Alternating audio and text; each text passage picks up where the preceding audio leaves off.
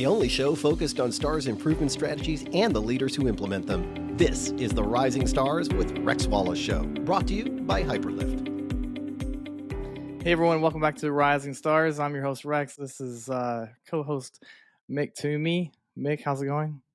Good, man. How are you? Good. Hey, we got a quick episode today. Just didn't want to. It's just me and Mick, and we didn't want to miss the opportunity in mid-January to talk about Q1 success. So just a few things from our experience on how a health plan can set up for success in Q1. Mick, let's start with you. You're the analytics guru. What would you tell health plans as they're kind of gearing up for success in 2025? I think that there are a lot of, opportunities to think about kind of with this time of year.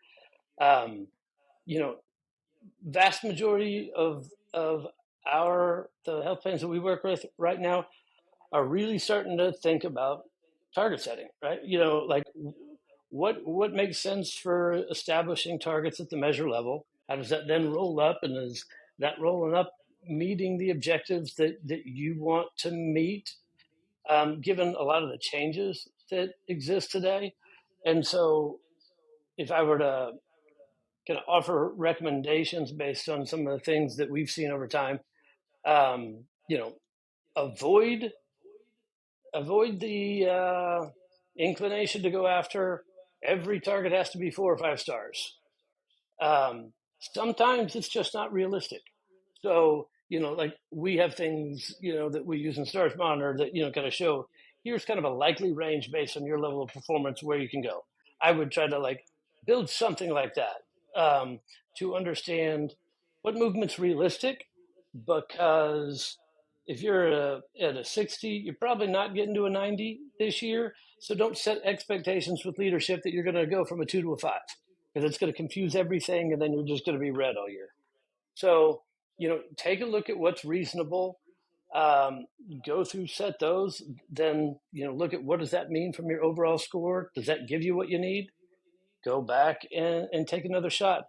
Another thing that I would encourage, we've talked about this a lot, in Stars 2026, every QI measure rating that you get it to go up, it adds at least 6.5 points to your score. With some of the changes that were just announced on Friday, the potential changes with the advance notice, with those measures going away and QI measures staying at 5 weight, that just means they're worth even more. So, what is that, up around 8-9 points now potentially? So I think it's more important than ever. So I would encourage you in that target setting process, put a real focus on where do I need to get this measure to get up to QI. Typically not a gigantic move to get there. Some measures it's bigger than others, but I would definitely have that as a level of focus and involve. Don't do it to the measure owners. Do it with the measure owners. It's a collaborative effort. Stars team, any consultants that you might use, measure owners, so that when you come out of these, you have numbers that are kind of based in reality and something that the measure owners are bought into, because for the rest of the year, this is what you're going to be measuring against.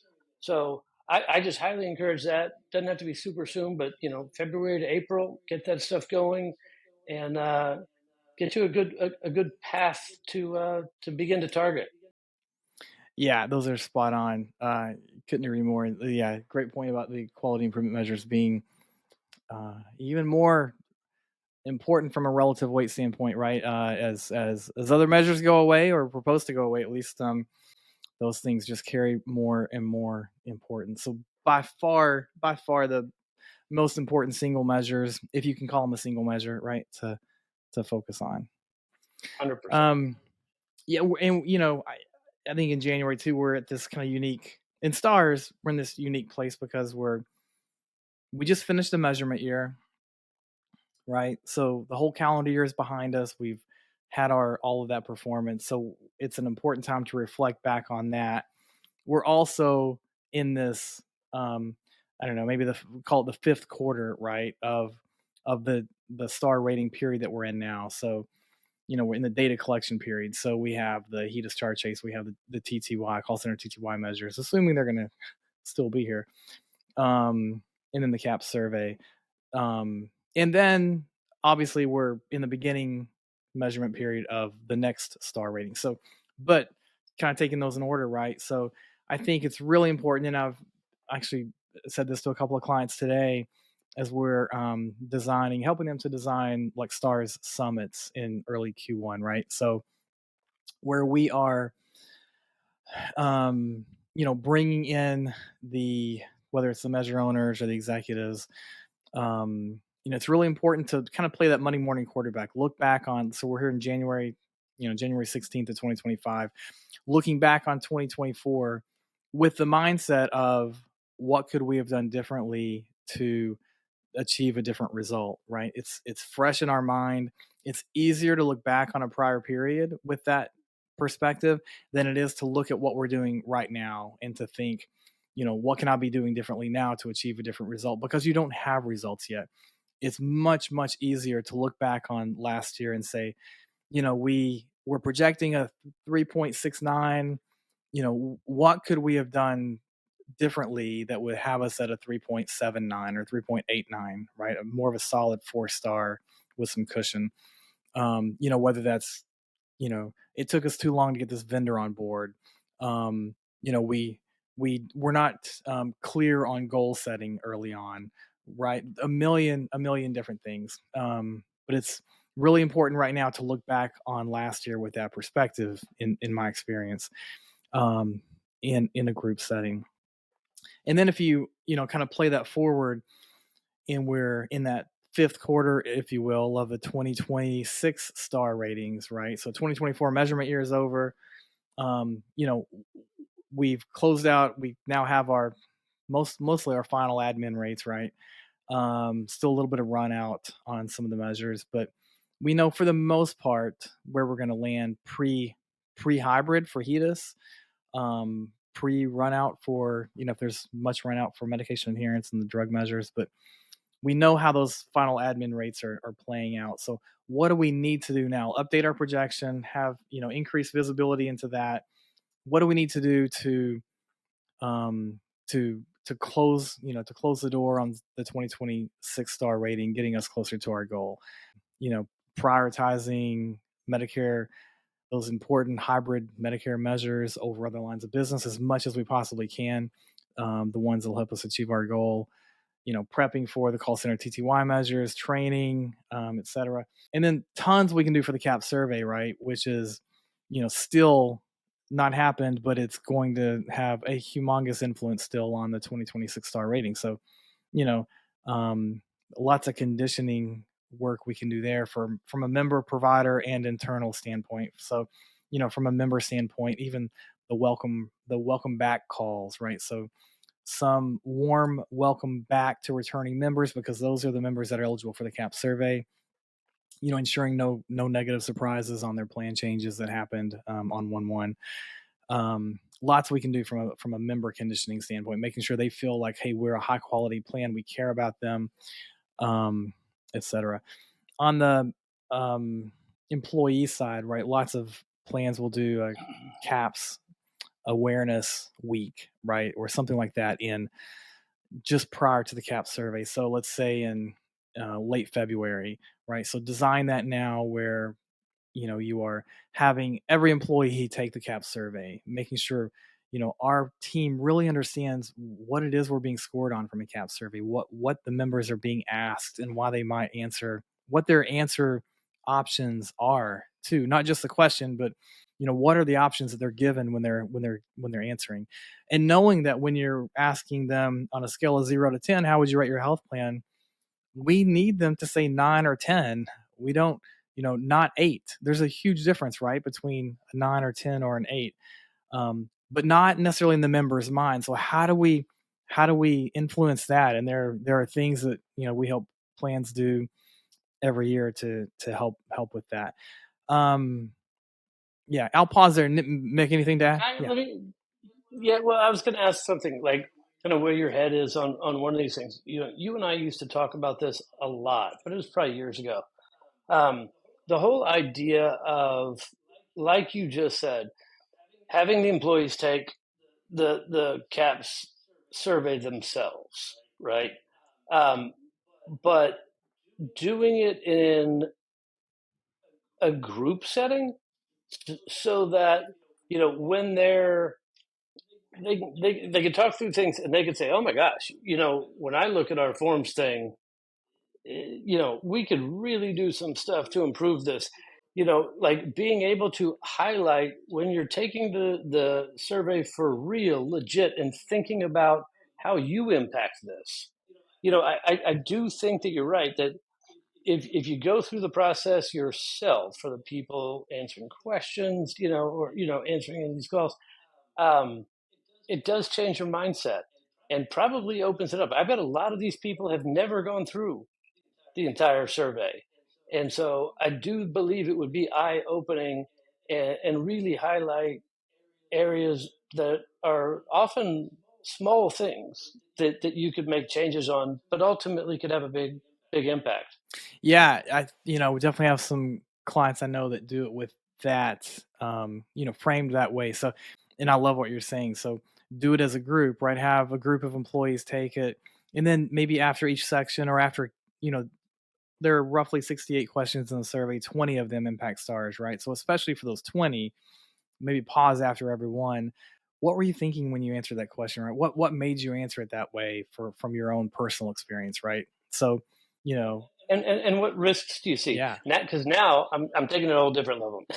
So now I'm thinking, you have like tables of groups, like we've seen these in conferences and stuff that we've done, and this 5, 10 people are answering this question, and then he nominates somebody to get up and kind of give their right, results. And here were some of the things that we saw risk points right, here, like opportunities for us to present.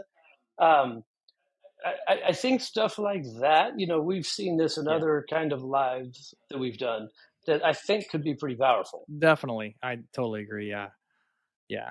The more we can, kind of collaborate and develop that shared understanding of, what are these questions getting at? Why might a member answer it, a certain way, and what can we do to influence it, and what might cause them to answer it an 8 versus a 9, even, right, or a 3 versus a 10. Yeah, yeah, those are great. Rex, a lot of times when the big reports come out, right, when CAPS is all final, those big reports have a whole lot of detail, and a lot of times they have details about like, here are ways to improve on some of the measures where you maybe underperformed, the industry. Is it worthy to go through stuff like that? Kind of re-bring that up. Look at it as a group. Are there leading practices coming out of that could be good for us to implement? Like, do you think that's a worthy activity at this Oh, I stage? do. Yeah, you're talking about last year's performance. Yeah, Yeah, for yeah. sure. Yeah, like which measures maybe did we, knock it out of the park on, and why did we do so? Which ones did we perform, significantly lower than the national average, or, in those, you're talking about like the CAPS reports from Press Ganey or the Haas reports, right? And Yeah, yeah, exactly. I spend time with those press Ganey reports, yeah, and I'm always kind of blown away. I don't spend enough time probably, yeah, but there seems to be a lot of great information in there. And then I my internet went down, so I might have missed something. But like I remember people like Dan Weaver and David Larson, kind of talking about make sure there are no surprises, no negative surprises, at right, least. Anything that you can do to get it out there so they're not finding out about it, too late right, where it's still in their mind. right. Yeah, I think the whole no negative surprises is so important from the member standpoint, but also, I think, at this time of year, especially, I think from the executive standpoint, right? And you were kind of talking about this earlier when you're talking about, goal setting and, making sure we understand what's realistic. I think, managing expectations for everybody right now for not just the new year that's coming, but sort of this new world that we live in now, right? With all of this uncertainty, all of this change. I mean, I think you said the advance notice just came out right last week. Mm-hmm. Proposed rule came out not long before that. lots of changes in there, right? New measures, measures going away, new methodology, and not to count, that's all just proposed stuff, right?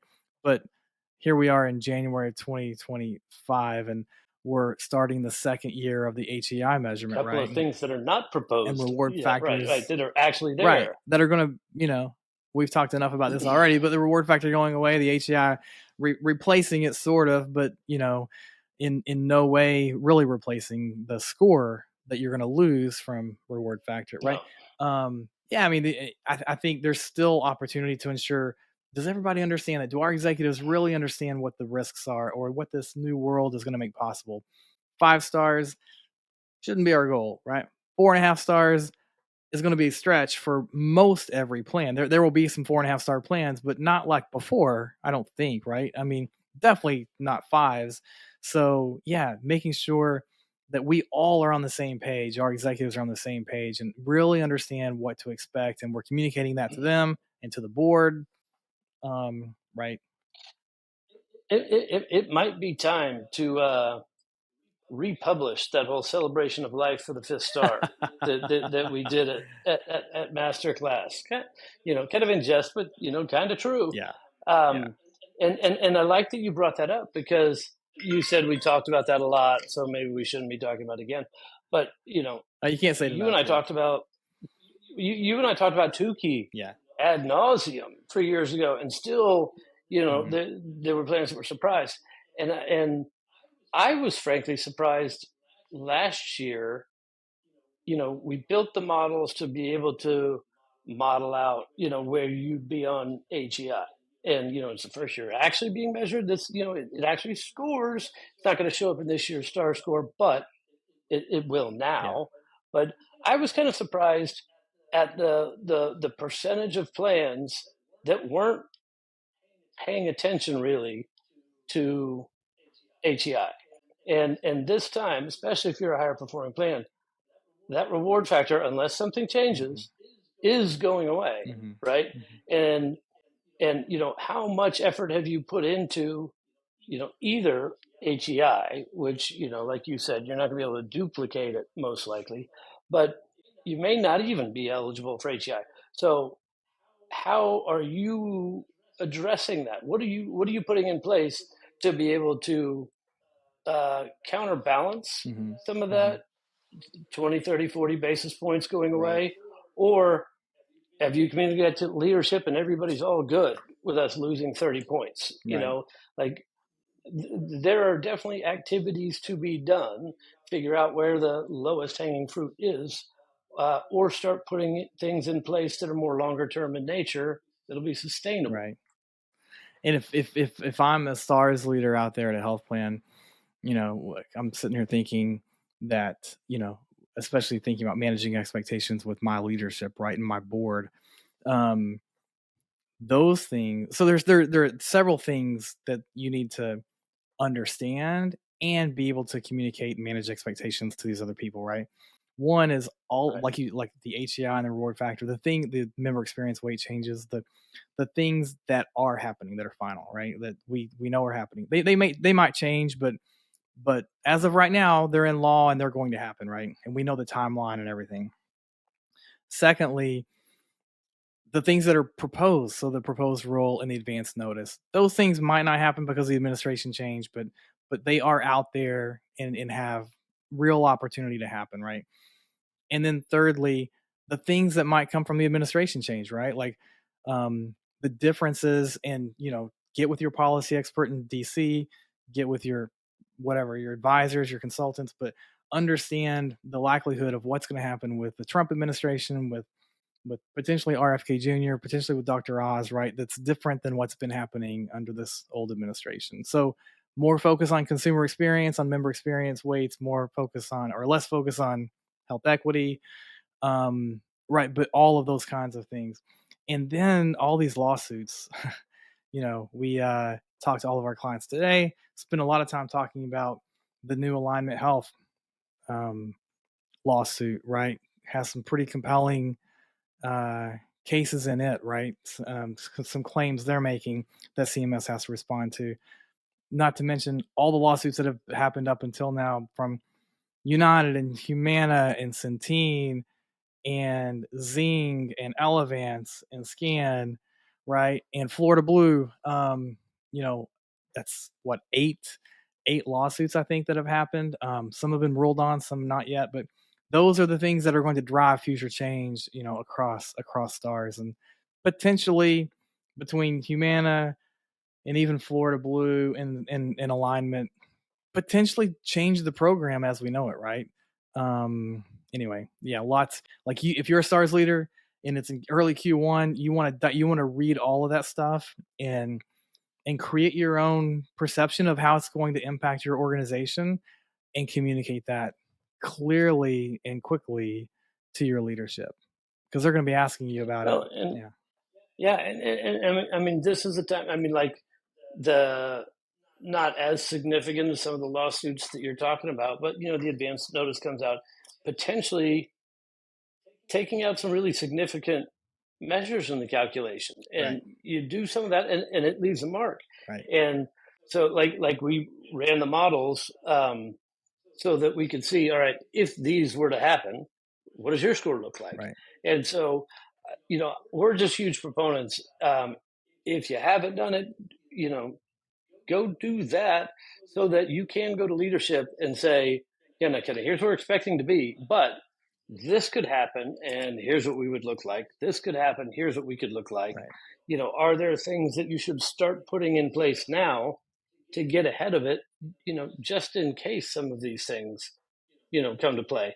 I mean, what we've seen is the, lawsuits are a viable option now going forward. For sure. So it's a lever, right?